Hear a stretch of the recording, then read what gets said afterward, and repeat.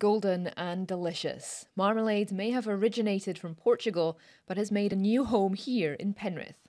It has changed in its look. From the beginning, when I just had 60 pots, I persuaded my friends to give a very treasured pot into my competition, to today, when we have these exquisite marmalades coming with such attention to detail, which are absolutely fabulous. So it has changed enormously.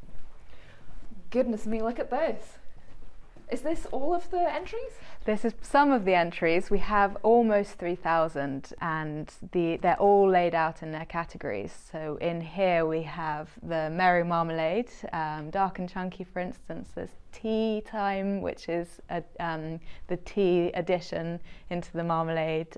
We've got Gardeners over there, Generations Together. So it's just, yeah, it's a whole world of different tastes, and people say, oh, marmalade, it's all the same. It is definitely not the same. When people think about marmalade, it's usually whatever they put on their toast in the mornings. But competitors here can spend years perfecting their recipes. And the competition here is sharp, with almost 3,000 entries every year. And jars have been arriving from all over the world, with some interesting takes to tantalise the judges' taste buds. The squid ink one was surprisingly successful. It's very black, as you can imagine, but has this delicious taste. And one of our categories actually is the McNabb category. So it's marmalade to be eaten with food.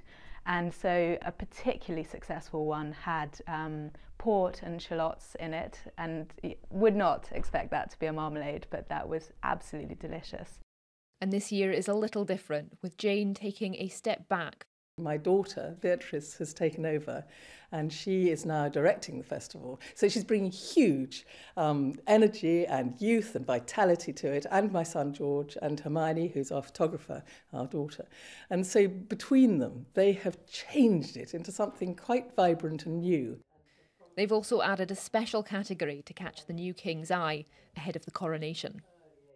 The idea being that we want to present His Majesty with the perfect marmalade to get his coronation off to a good start. So that one, as you can imagine, had some amazing entries, already arrived crowned and decked in glory. And of course, you can't mention marmalade without mentioning its patron, Paddington Bear, who will be along at the weekend just as he has been in previous years. Isla Todd, ITV News.